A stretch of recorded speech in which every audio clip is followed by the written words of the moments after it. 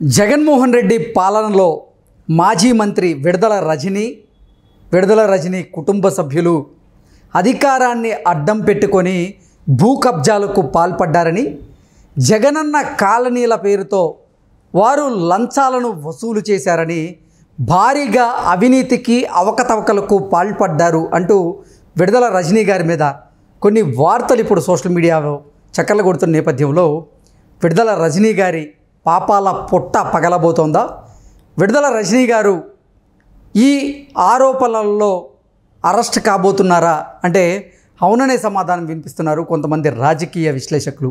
ఈ నేపథ్యంలోనే ఈ అంశం మీద మనం విశ్లేషణ చేసుకునేటువంటి ప్రయత్నం చేద్దాం. ప్రస్తుతం మనతో పాటు ఉన్నారు తెలుగుదేశం పార్టీ అధికార ప్రతినిధి సూర్యదేవర లత గారు. లత గారితో మాట్లాడదాం. లత గారు, హాయ్ అండి. నమస్తే.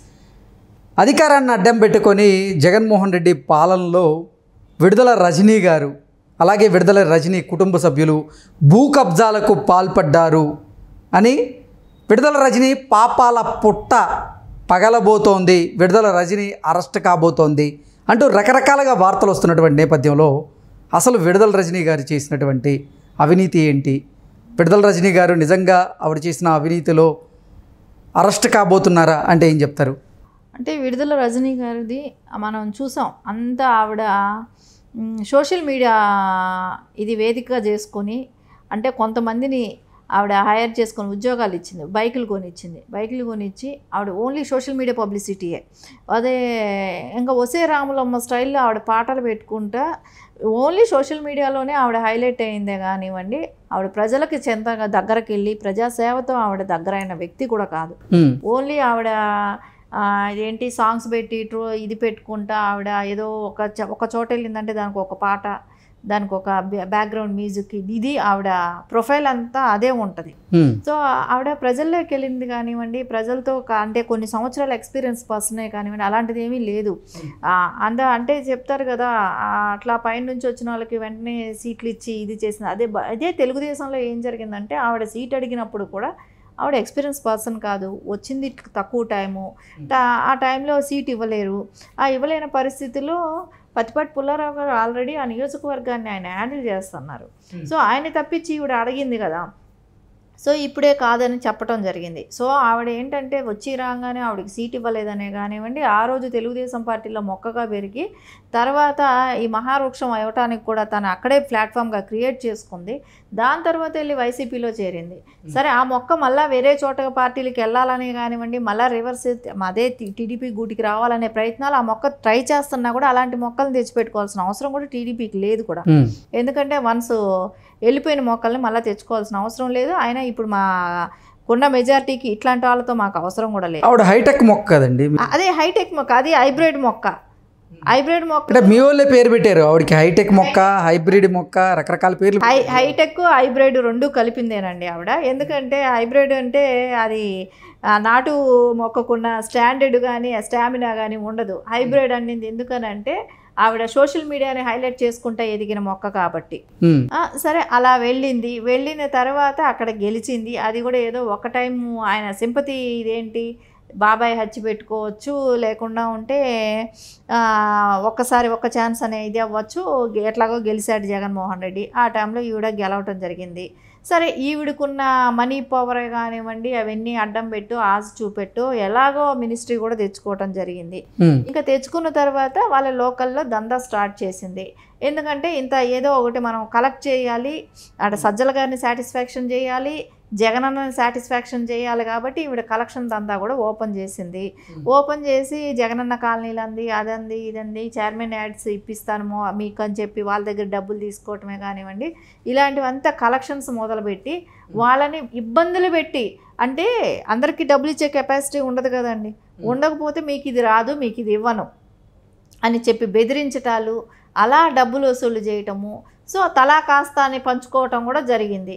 సో దానిలో కూడా కొన్ని విషయాలు తెలుస్తుంటే భయపడి కొంతమందికి రిటర్న్ ఇచ్చినట్టు కూడా తెలుస్తుంది. కానీ ఈవిడ ఆరోగ్య శాఖ మంత్రిగా ఉన్నప్పుడే కదా, సో దానికి వచ్చిన నిధులే కదా, మాస్కులు కూడా అడిగితే ఇవ్వలేనప్పుడు అతన్ని వీళ్ళు సుధాకర్ డాక్టర్ గారిని ఏ రకంగా ఇబ్బంది పెట్టారు, ఆయన చనిపోయేటట్టు వీళ్ళు ఎలా చేశారు. ఇప్పుడు ఈ విడుదల రజనీ గారి వ్యవహారంలో మార్కెట్ యార్డ్ మాజీ చైర్మన్ బత్తినేని నాకు న్యాయం జరగకపోతే నేను ఆత్మహత్య చేసుకుంటాను అంటూ బయటకు వచ్చి మాట్లాడడం జరుగుతోంది. ఆయన అదే చెప్తున్నాడు కదా, నాకు అన్యాయం జరిగింది, నా దగ్గర డబ్బులు లాక్కోవటం జరిగింది, సో నాకు ఇప్పుడు న్యాయం జరగాలి, గవర్నమెంట్ మారింది. సో ఆ టైంలో ఆయన వాయిస్ బయట చెప్పడానికి కూడా భయపడ్డాడు. ఈరోజు నేను సీఎం దగ్గరికి వెళ్తానంటున్నారు, పవన్ కళ్యాణ్ గారి దగ్గరికి వెళ్తానంటున్నారు, లోకేష్ గారిని కలుస్తానంటున్నారు. సో నేను ఎవరి దగ్గరికైనా వెళ్ళి నేను న్యాయం కోరుతాను, ఇప్పుడు తెలుగుదేశం గవర్నమెంట్లో నాకు న్యాయం జరుగుతుంది అని ఈరోజు ధైర్యంగా, ఆ ధైర్యం ఆ టైంలో లేదు ఆయనకి. ఏంటి ఆయన దగ్గర నుంచి ఆవిడ డబ్బులు దండుకున్నారా? డబ్బులు దండుకోవటం జరిగింది. సరే, ఆయన్ని నుంచి దండుకోగా ఆయన్ని బెదిరించటం, నోరు తెరిచి మాట్లాడితే చంపుతాం అనే రకంగా బెదిరించడాలు కూడా జరిగాయి. ఎటువంటి ఆశ చూపించి అతని దగ్గర డబ్బులు దండుకుంది విడుదల రజనీ గారు? చైర్మన్స్ ఇస్తాము సో అని డబ్బులు దండుకున్నారు. సరే, రాకపోయినా ఇసే డబ్బులు రిటర్న్ ఇచ్చేయాల్సిన అవసరం ఉంటుంది. సో మొత్తం ఇది రోజా లాంటి బాబత్తే కదా. రోజా అక్కడ ఎట్లా దండుకునింది, వాళ్ళని బెదిరించిందో, మళ్ళీ నువ్వు కానీ అడిగావంటే నీ మీద కేసులు పెడతాం అని బెదిరిస్తారు. వీళ్ళు ఎట్లాగా ఉంటుందంటే వీళ్ళు డబ్బులు తీసేసుకుంటారు, ఇవ్వలేక రాకపోతే అడుగుతారు, అడిగినప్పుడు మీ మీద అక్రమ కేసులు పెడతారనే భయంతో వీళ్ళు నోరు కూడా తెరిచి మాట్లాడలేకపోతున్నారు. సో ఆ భయంతోనే ఈయన ఇన్ని రోజులు ఇస్తుందేమో ఒక భయము, అంటే చెప్తే డేట్స్ ఏమైనా పెట్టి ఉంటుంది. సో దాంతో ఈవిడ తను భయపడి ఇస్తుంది అని అన్నట్టున్నారు. గవర్నమెంట్ మారిన తర్వాత వీళ్ళకి ఒక ధైర్యం వచ్చింది. వీళ్ళు చేసిన దుర్మార్గాలన్నీ ఒక్కొక్కటి ఇప్పుడు వాళ్ళు బయట పెడుతున్నారు, వాళ్ళు గట్టిగా అడుగుతున్నారు. సో ఇప్పుడు ఈవిడ ఇస్తుందా లేకుంటే దాన్ని ఫేస్ చేస్తుందా అనేది చూడాలి మనం ఇక్కడ. ఏంటి విడుదల రజనీ గారు చేస్తున్నటువంటి అవకతవకలు, అవినీతి ఒక్కొక్కటి బయటకు వస్తున్నటువంటి నేపథ్యంలోనే వాటి నుంచి తప్పించుకునేందుకు విడుదల రజనీ గారు వైఎస్ఆర్సీపీని వేడబోతున్నారని, ఆవిడ భారతీయ జనతా పార్టీ పెద్దలతో టచ్లోకి వెళ్ళిపోయారు అనేటువంటి వార్తలు కూడా బయటకు వస్తున్నటువంటి నేపథ్యంలో ఇప్పుడు అసలు ఈ అంశాల్లో విడుదల రజనీ గారు అరెస్ట్ అయ్యే అవకాశం ఉందా? ఆంధ్రప్రదేశ్లో ఆ పరిస్థితులు ఉన్నాయా అంటే ఏం చెప్తారు? ఖచ్చితంగా ఎక్కడైతే వీళ్ళు దాచుకునింది వాళ్ళని తెలిస్తే, నిర్ధారణ అయిన తర్వాత అయితే ఎవరు కూడా కాపాడలేరు. వాళ్ళు ఏ పార్టీకి వెళ్ళినా ఎక్కడున్నా కూడా వాళ్ళు శిక్ష అనుభవించాల్సిందే, వాళ్ళు తీసుకున్నది కక్కాల్సిందే. ఎందుకంటే ఆవిడకి నేను చెప్పాను కదా, గతంలో తెలుగుదేశం మొక్క అయినా కూడా ఆ మొక్క ఇప్పుడు అన్ని పార్టీలు ఎత్తుక్కుంటుంది, ఏర్లు వెళ్ళిపోతున్నాయి పక్కకి. అంటే వైసీపీలో ఉంటేనే పక్కకి వేర్లు పాకేస్తున్నాయి మొక్కలో నుంచి. సో అవి ఎవరు కూడా నమ్మే పరిస్థితి లేదు. ఇప్పుడు ఎవరికి కూడా ఎలక్షన్స్ లేవు, ఆవిడ వస్తే వాళ్ళకు వచ్చే బెనిఫిట్స్ ఏమీ లేవు. అది కూడా కాకుండా ప్రజాదరణతో వచ్చిన నాయకురాలు కూడా కాదు ఆవిడ. ఓన్లీ నేను చెప్తున్నాను కదా, ఓన్లీ సోషల్ మీడియా యాక్టివిటీస్తో వచ్చిన ఆవిడ. తర్వాత మనీ, అంటే విడుదల రజనీ గారికి అంత హైప్ రావడానికి కారణం సోషల్ మీడియా తప్ప ఆవిడ ప్రజల్లో ఏ రోజు మమేకమై లేరు, ప్రజల తరపున ఆవిడకి చేసింది కూడా ఏమి లేదంటారా? ఖచ్చితంగా 100% ఆవిడ సోషల్ మీడియా హైప్తో వచ్చిన నాయకురాలే. ఆవిడ గ్రౌండ్ లెవెల్ నుంచి వచ్చిన ఆవిడ కాదు, ప్రజల సమస్యలు తెలిసిన ఆవిడ కూడా. మరి 2019లో ఆవిడ గెలిచారు కదా పత్తిపాటి పుల్లారావు గారి మీద.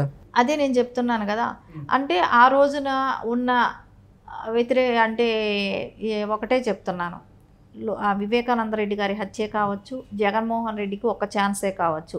ఆ ఒక్క ఛాన్సుని మనం 5 ఏళ్ల తర్వాత ప్రజలందరూ కూడా తుగ్లకులకి రాజ్యాధికారం ఇస్తే ఎలా ఉంటుంది అనేది ప్రజలందరూ కూడా చూశారు. కాబట్టి ఈరోజు రివర్స్ అనేది చూస్తున్నాం. కానీ ఈవిడికి ఆ 5 ఏళ్ళు ఇచ్చిన అవకాశానికి కూడా సో అక్కడ ప్రజలందరూ కూడా ఆలోచించారు. దాని తర్వాత ఈవిడ ఓడిపోవటం చూసాం. సో అదంతా ఓన్లీ ఆవిడ హైప్ క్రియేట్ చేసుకొని వచ్చిందే కానీ రాజకీయాల్లోకి ఒక టీం బ్యాచ్ని పెట్టుకుంది. వాళ్ళకందరికీ బైకులు కొని ఇచ్చేసి ఆవిడ కోసం ప్రచారం చేయాల్సిందే. అలా ఒక 20-30 మందినే కానివ్వండి, 50 మంది దాకా ఆవిడ హైర్ చేసి పెట్టుకోవటం, వాళ్ళకు బైకులు ఇచ్చేయటం, ఆవిడ గురించి ప్రచారం చేయటం, సోషల్ మీడియాని నడపటం, ఇదే డ్యూటీగా పెట్టుకుంది చాలామందిని హైర్ చేసి. దాంతో ఆవిడ ఏదో చేశాను, దేశ సేవ చేస్తాను అనే రకంగా ఆవిడ రావటం జరిగింది. అది ప్రజలు నమ్మలేదు. ఈ రోజైతే ఏదైతే తిన్నదో అదంతా కక్కిచ్చే టైం అయితే దగ్గరలోనే ఉంది. ఆవిడ ఖచ్చితంగా వీటిల్లంతా ఇన్వాల్వ్మెంట్ ఉంది కాబట్టి రేపొద్దున ఆవిడ జైలుకి వెళ్ళినా వెళ్ళొచ్చు, వెళ్ళే అవకాశం కూడా ఉంది. ఇంకొకటి ఏంటంటే రిషికొండ ప్యాలెస్కి ఆరోగ్య శాఖ నిధులలో నుంచి వెళ్ళింది అనేది కూడా ఒక ఉంది. సో దాని లెక్కలు కూడా తేలాల్సిన అవసరం ఉంది. రిషికొండ ప్యాలెస్లో రేపొద్దున వాటి లెక్కలు తేలాల్సినప్పుడు